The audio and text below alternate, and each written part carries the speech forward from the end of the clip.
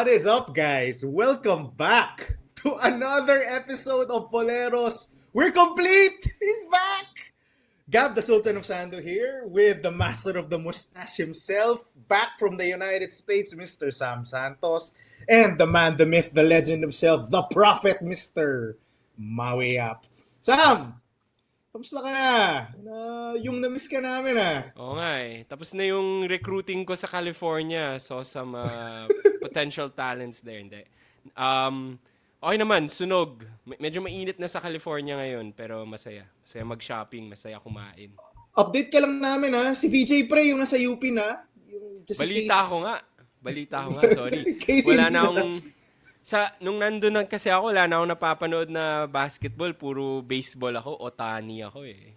Wow! So, Dodgers fan pala ito sabi. But yeah, yung Lasal, hindi mo nanalo sa UP, sa Phil Oil. Just in case hindi ka nanonood ng Boleros. I haven't seen any of the games. I've only listened to some of the episodes. And to be honest, hindi ko pa natatapos lahat. So, I still haven't seen lahat ng mga reactions niya to like what's happened. I need to catch up, to be honest.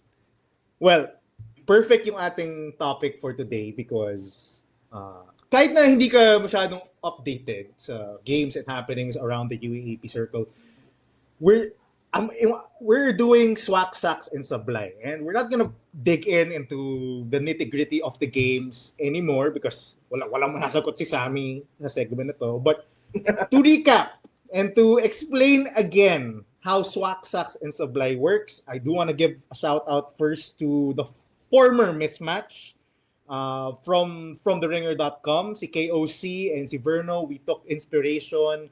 Verno! We took inspiration from them for this segment. So Swak, I'll give a statement and then Sam, Maui, and I will answer Swak, Sacks, or Sablay. Swak, we totally agree with the statement.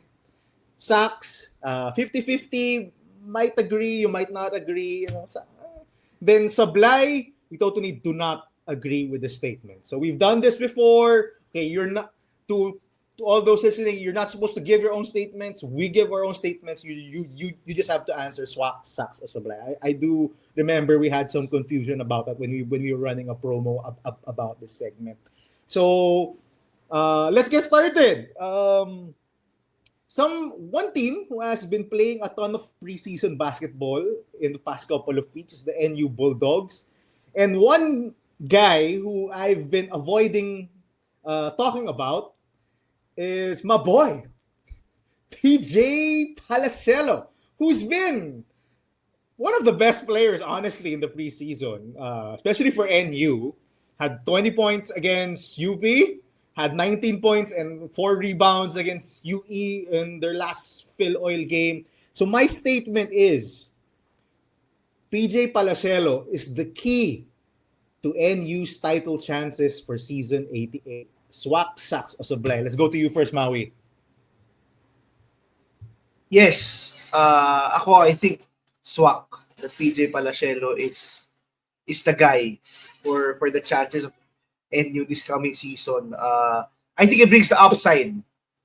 I love what I've seen this offseason, how aggressive he has been, how Coach Jeff has really pulled him back and used him highly sa post. I've also like how he has used yung corner jump shot niya. And I think he has a ton of confidence previous to the previous season. I think the biggest thing to look out for with him is yung foul trouble. Diba? Last season he had to play center because they didn't have an FSA. Now they might get back Omar John, who will be match up with the other FSAs. This will prevent him maybe from getting early foul trouble and yung consistency. Yun yung pinaka-important, I think, for Palacielo this coming season as he develops his game and impresses yung pro scouts. But Gabi, kasi, di ba, remember, si Gab, I have to say, even before I knew who PJ Palacielo was, he was already saying this guy is gonna be special and he's becoming an integral piece of NU's chances to make the Final Four, to make it back to the Final Four and maybe maybe eventually challenge for a top 2 seed. So yeah, I'm excited. I'm pretty impressed with what I've seen right now, especially yung game against UE when he completely turned the game right over and took over in the third quarter. I love how he now really makes it a point to bully yung matchups that he can and to use his speed in matchups that he can use also his speed. Very versatile big man. Hopefully a great season coming. I'll go next, Sammy, since I'm the PJ Palacielo stan here among the three of us. Ako sucks. No, I'm kind of surprised si Maui actually answered Swak. I thought I'm the highest one on PJ Palacielo. But sucks ako because I think it's gonna be on two people who are gonna, excel in try to bring NU back to title contention. However slim their title chances are. We did say in our last episode na yes, it's a LaSalle and UP league and the others have a pretty slim chance of making an upset to these two teams. The talent of LaSalle and UP is just far and beyond the others. Totally different tiers sila compared to other 6 teams of the UAAP. But yeah, ako sucks because I think it's gonna have to be PJ Palacielo and Omar John.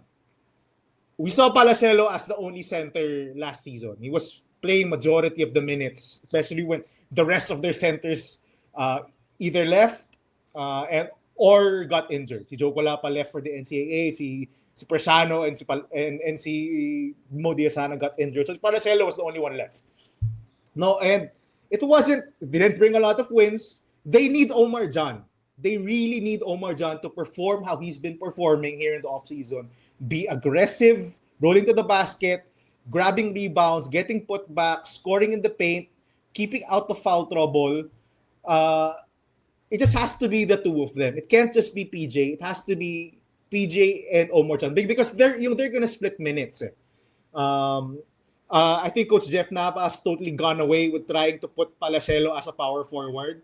You guys remember last season, he was trying to get Palacielo to shoot more threes, operate on the perimeter, less post-ups, play him more with Mo Diazana or si Omar John as the power forward. Now he's not playing any more power forward minutes.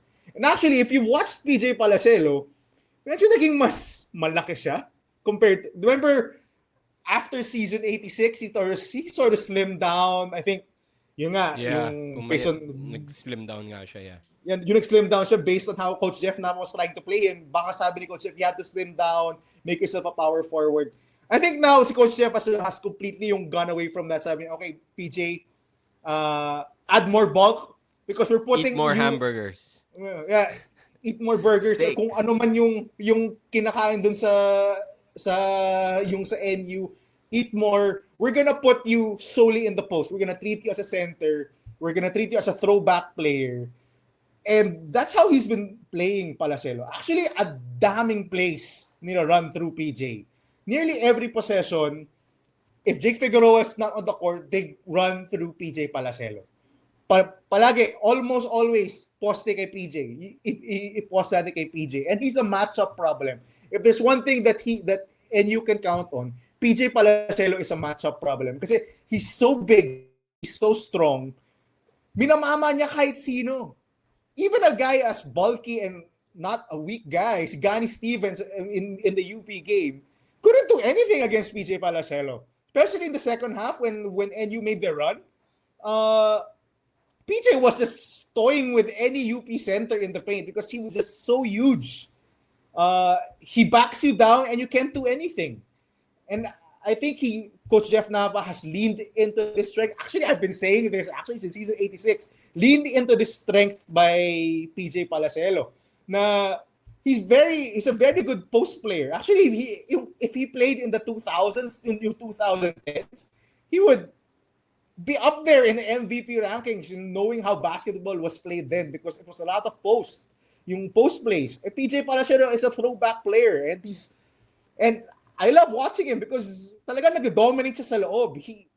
He gets turnovers, yung mga passes niya yung out of the post are a little bit risky. He gets a lot of turnovers. He gets a lot of fouls, as Maui said. But overall, he's a reliable offensive option now. Something that NU has been desperately lacking. Diba, last year was all about si Jake Figueroa. They need someone like PJ to take the pressure off Jake Figueroa. I do think he's one of the keys. I don't think he's the sole key, which is why I'm sacked on this. Sammy. I do agree with Gab. I think I'm going with sacks on PJ Palacielo. Para sa akin though, I think PJ is a very, very important key. And when they lost their FSA last year, si Modia Sana, there were games na PJ was the star. And those were like sort of the close games. So definitely agree with Maui. PJ is sort of one of the main keys to unlock that offense. Sabi mo nga, they can't just rely on Jake Figueroa to do it. I think we've seen glimpses of PJ Palacielo do it last season. What I want to see from him is sana may consistency na siya this coming season. But I have to say, coming from last season, you did not have an FSA. It was really bad. For me, the main factor or the main key here is to have a healthy FSA for the full season this coming UAAP season 88. And I think even after, hindi ko pa napapanood yung recent games ng NU, but even after the NU Lasal game in Asia Basket, I think more or less I was convinced Omar John should be the FSA of NU this coming season. Sammy, okay. He can match up with You were Mike not Phillips. updated with our discussion from 2 episodes ago. Pero we closed the FSA Okay, battle. tapos The na FSA yung conversation. Wala It's na. done. It's done. Wala It's na done. si Omar John. It's Omar John. Lock it in. Wala Okay. na. We're locking Correct it. ako, Okay. Sorry. Sorry, hindi ko pa nalalock in yung yung vote ko eh. So I'm locking it in. It's Omar John. I agree. I'm locking it in. So for me, Omar John is the X factor. Imagine if they had him last season, diba? So Palacielo, one of the main guys. I think they really, really need him. But for me, Omar John is the X factor. It can't happen again na wala silang FSA just like last season. Kasi PJ Palacielo won't be able to do everything he's doing now if he doesn't have an FSA to help him out as a center. Especially now na he's playing the center role, sabi mo nga, Gab. So I think I'm going sacks here. Just to add, another proof that he's kind of bulked up. He kind of asked for subs more consistently now in the preseason. Napapasub siya consistently. I think the added weight has has taken away some of the endurance and conditioning because I think you'll see him play around 20 to 25 minutes. He'll split time with Omar John at center. I don't think he can run for 30 plus anymore. Given how big he's become, he's huge. I watched him courtside. I think it was NU Lasal in Asia Basket and NU San Beda in Asia Basket. He's a huge guy. So I do think if they go down as a center, he will still not be playing a ton of minutes. Again, si Preciano, I think, is coming back. Si Mikel Palanca is there now. Si Jedrick Solomon. So yeah, but it's time. I think my investment on PJ Palacello Island is about to pay off in season 88. Let's ROI go. ka na, Gab. ROI na, let's go. Benta mo na yung stocks. He still has one more season after season 88. So I'm sitting on it. I'm sitting on that island. Anyway, we'll stick with NU. One of the bigger recruiting or commitment news in the past couple of weeks has been Dwayne Miranda joining the NU Bulldogs. And my statement, Dwayne Miranda to NU makes no sense. Swak, sacks, o Sablay. Sammy, let's go to you first. Dwayne Miranda to NU makes no sense. Yun yung statement. Yes. Okay. I'm going with Swak here.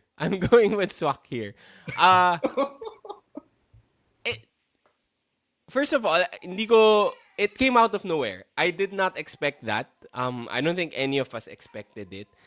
I think it was less of like, oh, I'm going to NU because they made me a huge offer, or which is what we usually speculate, diba? Oh, lumipat, baka mas malaki yung offer. Or maybe he was guaranteed playing time because I don't think he's gonna get playing time this coming season. And for me, this never happens. He's Like, definitely not. diba? Okay, diba? So, cross out na natin yon. Plus, eto, isipin nyo, when does it ever happen na like an FEU high school, FEU homegrown talent moves out of FEU, decommits to FEU college and then moves to a competitor or a rival school? Parang, that rarely happens. So sa akin, Dwayne Miranda decommitting, yun yung important eh. He decommitted. He was already committed to FEU and then he moves to NU. There's something fishy about it. For me, there's something that we're not seeing or we don't know the full story. His So, dad is the program head. yun nga eh. That's why.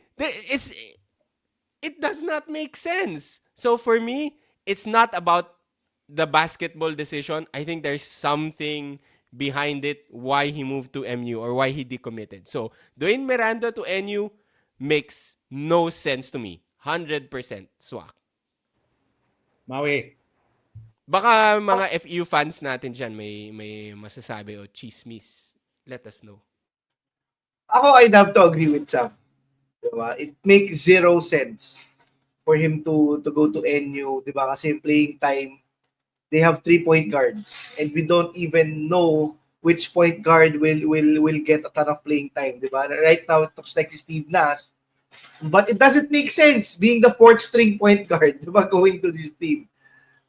People are high on Humamoy, people are high on Tebol Garcia. Both guys will have 3 playing year and 4 playing years coming. So it doesn't make sense. I think the second thing is, the thing that makes this a lot more ridiculous is, as Gab mentioned, si Dwayne Miranda is the program director of FEU. So why did his son suddenly move to another program? Diba? What kind of message does this send? Diba? Does the Mirandas, despite being the program director, do not believe in the program of Coach Sean? Do they think that Coach Sean cannot develop players? I don't know. My beef da. This is bordering already on being crazy. What's happening with FPU right now, diba? After what happened to Pre pa. Diba? After what happened with Pre, after all of the rumors we've been hearing about some rumblings, some issues in internal management, including some people naming Dwayne Miranda as the sole person to blame for VJ Press absence and them losing some key recruits. It's crazy. Now his son decides to leave FEU. What does this message say? I think we will know the answer probably within the next few months or a year. It could be a potential program director change, or it could be a potential coaching change, or it could be a sign of things to come that maybe more players are looking to move out from FEU. It doesn't look good from the outside looking in. So, yeah, I would have to agree. Definitely, kung may swak times 100, this is ridiculous what's happening to FEU. Gab. Wow. By the way, if we want answer, we just have to say one name. Jeffrey, slide in the comments, man. Yo, Jeffrey. Anyway, what's the true beef? Oo nga, baka may beef. Actually, I was surprised. Ako hindi ako swak dito. I'm Sax. Sax. Well, what makes it Sax for me and not swak? One, he came from NU Nazareth. He came from NU before coming to FEU. So he has ties with the NU program, which is how I think he knows Coach Jeff, how he knows the NU, yung kumukulog, how he knows the NU management, the players there. So there are some ties why it makes kind of sense for him to go to NU. Second, why it makes sense to me, Liam Salangsang just entered FEU seniors and has been playing with the seniors team already in Asia Basket and now with Phil Oil. So with him and Jan Ray, the point guard position already I think is locked up. Liam Salangsang has been playing really well for FEU. So I think he's locking up the Royce Alforque minutes. So I think on those two counts, I think it kind of makes sense. On the others, yeah, I agree it does not. Maui, you mentioned he's gonna be the fourth string. I think he's the fifth string actually. Their starting point guard from the NU Bullpups program, si Jid Locsin, is also playing here in NU for the seniors team. I don't even think he's making the main roster for season 88 because nga, bawal na magkamali. Pag point guard, isang mali lang, palit. 5 options. 40 minutes, di ba? Isang UAAP game. Baka take 8 minutes sila yung plano ni Coach Jeff. But yeah, in terms of point guard, he's the fifth one. There are 4 already in NU. What is he gonna do? How is he gonna get playing time? He has to convert himself to a 2. There are also other shooting guards. You talk about si Nagelo Santiago, Mac Alfanta, Mark Parks, ang daming other wings ng NU and he's the fifth point guard there in their pool. It does not make sense from a basketball standpoint. If there was a problem in FEU and si Denok is on the way out or Sean Chambers is on the way out or some other problem, he could have gone elsewhere. Adamson. Di ba puro FEU coaching staff nun? Yeah. UE! UE. We'll talk about UE later. But yeah, UE, there are other spots where he could have excelled. He could have gotten where his run through for playing time for a role is much clearer. Even in the NCAA, heck, he was already playing for Mapua in the first place. Diba? Just to recap Dwayne Miranda's how should I say this? Journey with FEU. He played in the championship team. I think season 85. Played in season 86. Failed to defend the title. I think was overage, which is why he transferred to the NCAA so that he could play. But before he transferred to Mapua, he was already committed to playing for FEU. Dun pa lang, sinabi na niya, I'm playing for FEU and I'm gonna go back to FEU. I'm gonna play for FEU. He had already committed for like 2 years. I mean, I'm gonna play for FEU. Then suddenly, oh, sorry, I'm going to NU. Right when your dad is the program director. So that's his journey. It's really weird. Sabi niyo ang dalawa, it makes no sense. The two things I mentioned earlier, those are the only things I can think of that makes this sensible on his part. But the rest is just fishy. I don't get it.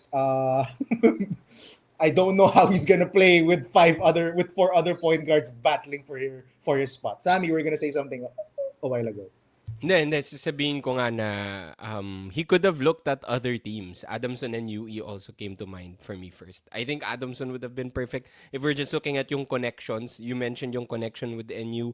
I'm sure Denok Miranda's connections with the coaching staff of Adamson, since mostly everyone came from FEU. So it just doesn't make sense to me why he chose NU and like how that will help him get playing time or develop. So it's weird. It's weird for me. Yep, it's pretty weird. But maganda yung transition since we talked about Dwayne Miranda coming from FEU, because FEU is undefeated in Phil Oil so far, defeating they defeated NU, I think. I think they defeated NU. Or UE, one of those teams, and then they defeated UST.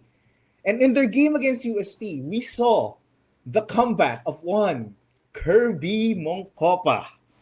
So, my statement is, FEU fans can now move on from VJ Press departure because Kirby Mongcopa is back. Maui, let's go to you first. Can FEU fans move on? Can Jeffrey finally move on? Wala namang choice, di ba? I mean, that's the landscape of the UAAP. Sorry to say, but much like Ateneo fans last year, di ba, medyo mabigat losing a player, a caliber of VJ Pre. And I think the biggest thing about this is with Mason didn't want to stay in Ateneo. Di ba? So that's the different scenario. with VJ, clearly it's been noted that if he were to make the choice, if maybe the circumstances are different, then he would stay. He would stay in FEU. But I would say si Kirby Muncopa, di ba? Swak is legit. From the first game that we've seen, it's you FEU fans can breathe for a bit, di ba? At least they were able to get a talent like Mongcopa. I think it's the same with Ateneo when they got Bahay. Kahit papaano, at least di ba, may kapalit. Di ba? Instead of like, let's say, a team like UE, just losing talent left and right, and you don't know, nang surprise na lang when the season starts. I think the consolation prize for FEU is very good and could even be somebody to watch out for in the UAAP. Maybe a star in the making if he remains healthy. Diba? This guy was a key cog in the FEU Juniors program, and barring any more injuries or any more freak accidents, I think that he could eventually carve out a role. Maybe he could also surprise us the way si VJ Pe surprised us during his rookie season. But all signs are pointing up for him. Kasi ganda nung debut. I like how versatile this guy is, and I guess you just have to move on and thank God that there's another player, that we get another player that has a ton of potential, and people are starting to write out FEU, di ba? Maybe this is the sign that the fire that they need for season 88. Sammy, can FEU fans now move on? Hell no. So, Sablay ka? 100% Sablay. For me, Sablay. Bakit? Ito yung may big what if eh. Sinabi na ni Maui, VJ Pre wanted to stay. And now we get to see Kirby Mongcopa back. Can you imagine if VJ Pre and Kirby Mongcopa were both playing for FEU? Like how good that team would be? Kung ako FEU fan, mas mabubwisit ako eh. Parang nandito na eh. Nandito na si Good Mongcopa. point. This is what Good we point. wanted to see. VJ Pre even told us that nung in-interview natin siya, he's so excited to play with Mongcopa again and the other guys kasi he's been out for 2 years, di ba, Mau?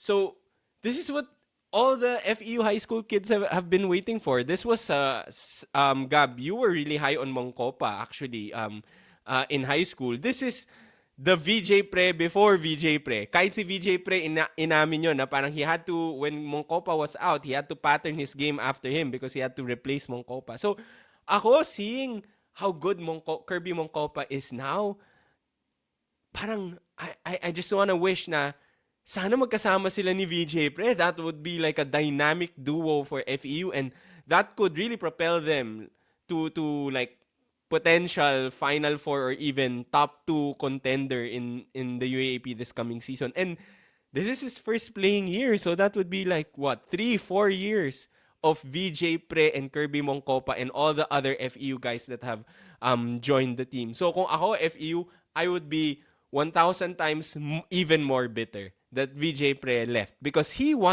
said so. He wanted to stay. I want to see VJ Pre, Kirby Mongcopa, and the rest of the FEU juniors players, except Dwayne Miranda apparently, play for the seniors team. This hurts. This sucks for FEU fans. I would be hella bitter. But wala naman silang magagawa. So, as a consolation, yes, of course, Kirby Mongcopa getting back and getting healthy is good for them. But it sucks that they don't get to see the complete lineup, the complete juniors lineup. So, for me, Sablay. Ako rin sablay ako dito sa statement na to. Not because of your reason, Sam. My foremost reason is there's such a thing called the 3-month rule. Na bago ka mag-move on, palipasin mo muna ng 3 months, di ba? Yung bago ka mag-move on with a new guy, like Kirby Mongcopa, palipasin niyo muna ng 3 months. You know, yung allow yourself time to grieve. Yung sabi nga ng mga tao. So, yun ang main reason ko. But you do bring up a pretty good point. This was why I said, come season, when FEU was started to win in season 87, I could see a championship come FEU's way in the coming seasons because they have so many talent coming from their program. One of them was Kirby Mongcopa.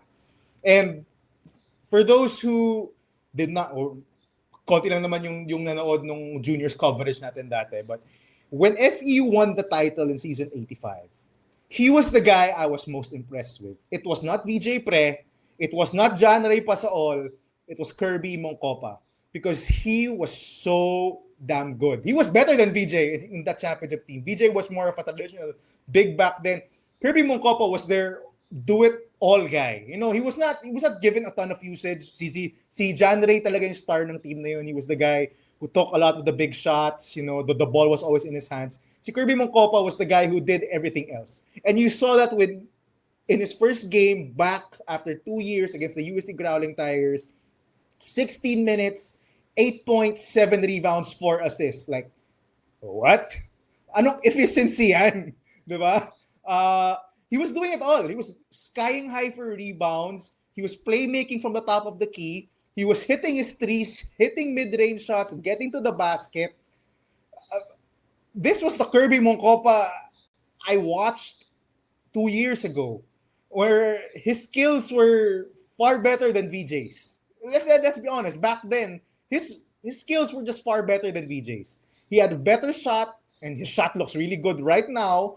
He was better defensively because he could switch. He could guard a ton of spaces and a ton of different positions, and he could play make. VJ could not play make back. I don't think. Well, kahit naman last season, hindi naman ganung kagaling mag-play make si VJ. Kirby can. He is someone to watch this preseason and coming into season 88. Perhaps Rookie of the Year talks. I mean, he is eligible for Rookie of the Year. So I think he is at least. But clearly, he's gonna get a ton of minutes. With the departure of a guy who played so much minutes in VJ Pre, it's gonna be him or Luke Felipe and Jedrick Daa getting a lot of those forward minutes, and si Baguno who's starting, but please, wag na natin pag-usapan si Baguno. Si Kirby Mongcopa, I think, provides a lot of upside. I was pretty happy with how he looked. He looked back to peak athletic form. His skills have not diminished. His shot looks really good. And if there's one thing that FU desperately needs, it's shooting. And this guy provides it without giving much away on the defensive end. He provides it. I love it. I think it's Sablay. I don't think they can move on yet. Sabi mo nga, Sam, mahirap mag-move on na nawala si VJ Pre at walang kapalit. Diba? And he wanted to stay, sabi nga ni Maui. But yeah, Kirby Mongcopa, someone to watch. I've loved him since he was in high school. I think he's gonna surprise a lot of people. And hopefully he stays, man. Baka mamaya mag-good season si Kirby Mongcopa. Bigla na lang nasa ibang team na siya next season. Bawal daw natin i-interview, sabi ng Bawal FPU fans. Tama. Diba, pati Bawal interview. UST fans, di ba, nagsasabi bawal din natin interview yung price recruit nila. So, FPU fans are saying the same. Sige. Hindi na namin. Mga ano na lang, mga seniors na lang i-interview namin para di sa lang. Para safe, no? This sort of reminds me of yung mga big what ifs natin dati, like as Ateneo fans. Like, what if CJ Perez was able to play for Ateneo? What if si Dwight Ramos played with Dave Ildefonso and like that super stacked team, di ba?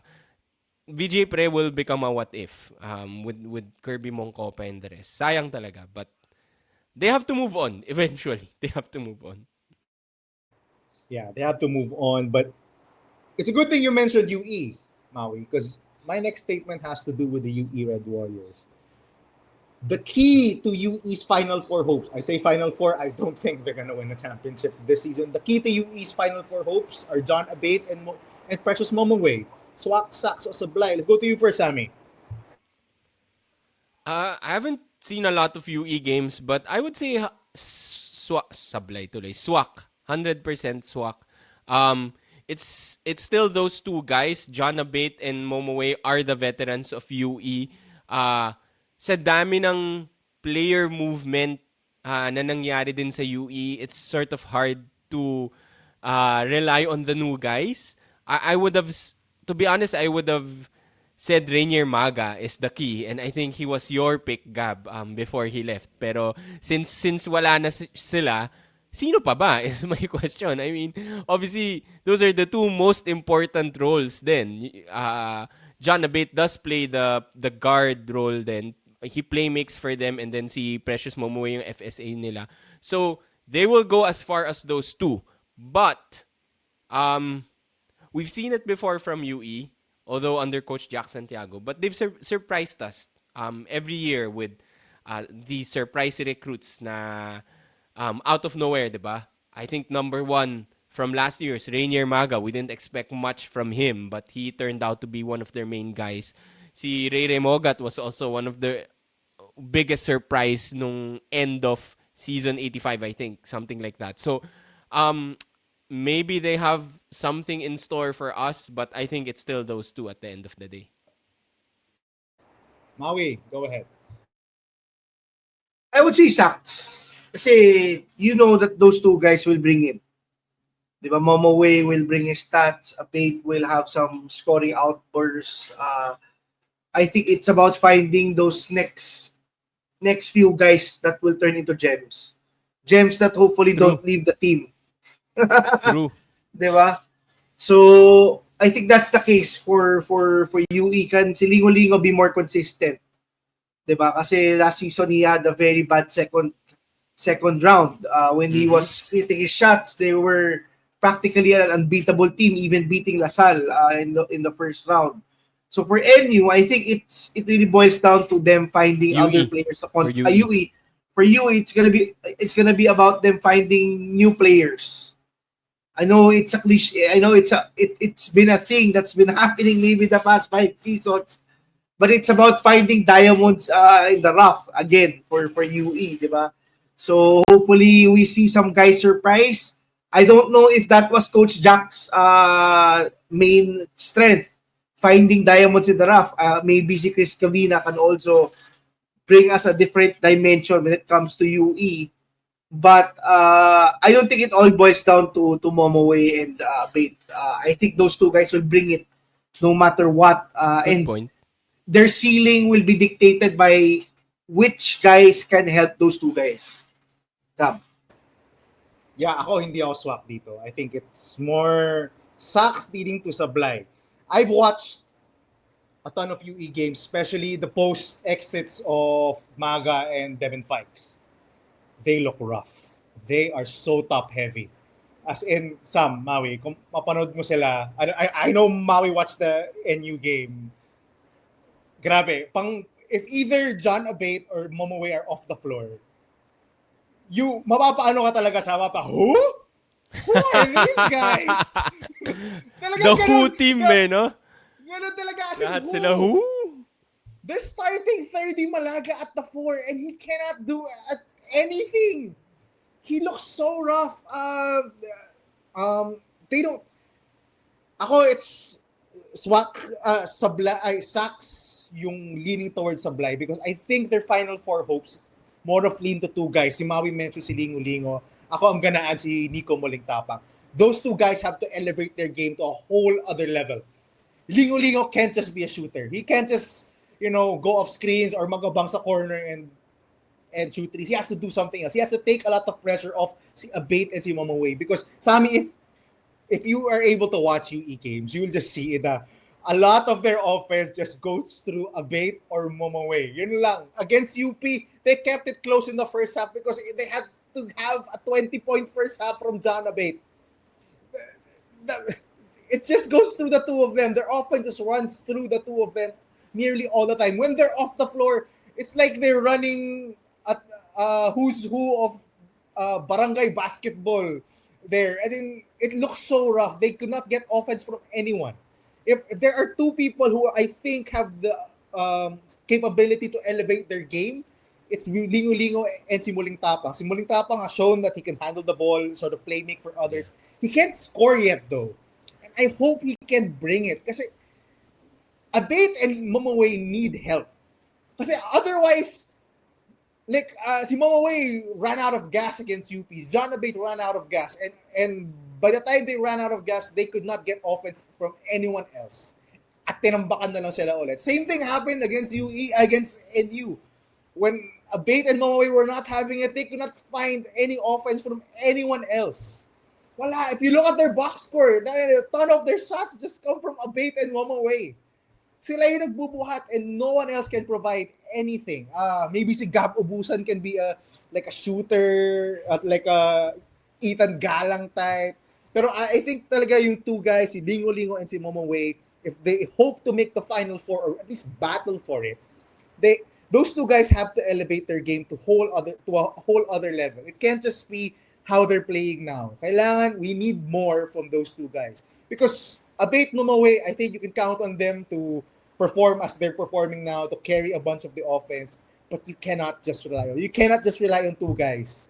Teams will zone in. We've seen how smart UAAP coaches are now. If there are two guys carrying your offense, they will know how to strategize and stop those two guys. You need other people. Any reactions before we move on? Yeah, that's a good pick din yung si Muling Tapang. I think people were higher on Muling Tapang last year than Maga nung preseason. Alam ko maraming nagko-comment or nag-hype about Muling Tapang nung time na yun. So, he wasn't consistent last season. So, I think that's a good pick din. I completely forgot about Lingo Lingo, to be honest. So, buti na lang na-mention din ni Maui. He was just, tama ka Maui, he was just so bad nung second half. We'll see how he will be this coming season. Sam, yeah. Yung manood ka ng UP game, tapos bilangin mo yung how many times ano ka. Who? Promise. UE Promise. game, no? UE. Check ko yan. Yeah, wala na rin ako maisip eh. Ubusan nga. Si Ubusan, di ba? Parang galing UST yan. Na-cute ng UST din yon noon. Okay, so. Okay, meron din silang bagong recruit, di ba? May shinare ata kayo on Telegram. Si Gene Carrillo, who was one of the Baby Falcons na the Wings na hindi nakuha. From Adamson na But nag-NC. season 89 pa eh. Season 89 so pa. wala pala. Okay. Ibang level na gold mining na ang kailangan gawin ni Coach Chris with UE right now, diba? A lot of these guys are really virtually unknowns or unproven. Zain Mahmood. Kahit yung mga Cruz Come Dumonts, on down. Yung mga Cruz Dumonts are not even playing, not even getting minutes. Diba? So, I don't know. Good thing you mentioned Zain Mahmood, Sammy, kasi it was our next topic. Zain Mahmood, one of the hyped up Gilas prospects coming into season 87. We're not getting much minutes in UST, and now finally, I think he saw the signs and he's left UST. He's looking for another team. So my statement is the best move for Zain Mahmood is to stay in the UAAP. Swak, Sak, o Sablay. Maui, go ahead. I would say Sablay. I would say go to the NCAA. Would be a better move for Zain Mahmood right now. Kasi, di ba, UST is a team that lacks depth on their front court, but you can't get minutes there. I don't know if he'll get some minutes if he transfers to other teams. I don't know if he's capable, but it doesn't look good for Zain Mahmood. Maybe follow si SJ Moore to the NCAA. Si Pidorencho has just burned us with two hype prospects coming into UST, not even making a mark and leaving after one season. I don't know if he will get a better chance if he plays in the UAAP and potentially lose 2 playing seasons, diba? So I think his best move is to just go to the NCAA, diba? Unfortunately, he doesn't have the same option as Kunov. I don't know si Kunov, what happened to Kunov. Maybe he's gonna play Division 2 or Division 3 basketball. But for Zain Mahmood, so much for being hyped. Even, I think si Puma made him one of the top endorsements, diba? Endorsers of their product. So, maybe he can prove that he's not a bust if he gets to the NCAA. But I would naman Maui, yung kita naman galing sa bench eh. So, good investment pa rin. But, because of the 2-year residence, 2 playing years you lose when you transfer to another UAP school, and you being virtually unproven, I would transfer to the NCAA instead of the UAP. This is actually where the rule is very close to heart to me for me. This is why I hate the rule. Diba? Players like Mahmood are yung choices nila are more restrictive to transfer to the UAP school. Diba? It doesn't affect, let's be honest, it doesn't really affect star players. It affects players like Mahmood. It affects players like Demisana or even si Konov. Maybe Konov could have decided to transfer to another UAP team if he didn't have to sacrifice 2 playing years. So yeah, I think the best option for Mahmood is to transfer out. Sorry to say. Sammy. I was going to say Sax, but Maui convinced me na Sablay talaga siya. I was going to say Sax because obviously the NCAA would be a good pick for him as being a big man, diba? In the NCAA, wala namang FSA, so he can dominate as a big man there. But the UAAP, if he wants to get more exposure siguro, build his yun nga, yung exposure niya, I think it's still the UAP ang better choice if he wants to be challenged by other FSAs or top tier big men in the UAP. He needs to stay in the UAP. But I completely forgot one thing which Maui pointed out. Wala naman masyadong big men sa UST and he could barely get minutes under Coach Pido. So with that, Yung Maui competition for minutes niya was Eco Laure. Eco Laure, correct. Nothing against Eco Laure, but grabe kasi yung hype with Zain Mahmood, diba? Gilas player, multiple teams are trying to get him. So given that fact that Maui said, I think I 100% agree. Sablay, he should go to the NCAA, which is not a bad option, ha. Like, it's not a bad option. Maui, you mentioned SJ Moore, best player siya sa Pinoy Liga recently. You also have big guys like Will Gozum, who, became superstars in the NCAA, barely got to play minutes in the UAAP or was a bench guy in the UAAP. So, I think he still has a good future even if he goes to the NCAA. He just needs to make the right decision. Find the school that will let him play. And tama ka, Maui, that 2-year rule, 2-year residency rule, it sucks. It sucks for guys like Zain Mahmood. So Wala ka ng margin of error. Yeah, exactly. Diba, so for him. just makes more sense. Go to the NCAA. Yeah, I think we're all in agreement with this. I think this is a Sablay statement. Given the 2-year deduction in eligible playing years, it just doesn't make sense for, diba? It sucks. Diba? It's a stupid rule, and for Zain Mahmood, he's not a 2-year guy. He's not a guy na 2 years lang okay na siya, may basketball career na siya yung right after the UAAP. Or at least a very expansive and successful basketball career, diba? Ako, for Zain Mahmood, not even Will Gossom. Look at Joe Gulapa and Drex De Los Reyes in Mapua. They're putting up numbers. Oh, getting yeah. a ton of That's minutes. true. Diba? That's a better comparison. Yeah, good point. They weren't even getting a playing time Yeah. in NU. They weren't even touching the floor. And now they're looking like Shaquille O'Neal and whatever big center. May mga hype video si Drex De Los Reyes. Ang Diba? Jokic ng whatever. Basta he was getting compared to Jokic. Parang, whoa. Diba? Zain Mahmood, just look at those two guys and look at how successful they are probably going to be in the NCAA come NCAA season. Ano ba sila? 101, 102, I forgot. But yeah, look at those two. You won't be deducted that much eligible playing years. Sabi nga ni Mami, I think only a semester ang babawas sa'yo. You only have to sit out a semester. So the NCAA just makes more sense as much as, other teams need bigs. In the UAAP, the NCAA just makes more sense. You could probably get a ton of playing time there. You just have to pick the right situation. Ako talaga, yun lang. Those are the two things, two players I thought of when Zain Mahmood transferred. just look at Joe Gulapa, look at Rex De Los Reyes, and yung in Mapua. Yeah. They're that's a probably good point. gonna be Good contending for a championship and getting a ton of playing time. Diba? Okay. And maraming competitive Oh. teams ngayon sa NCAA. So, he has a lot of options. Even teams like JRU or EAC are like rebuilding or trying to compete. So, marami siyang options.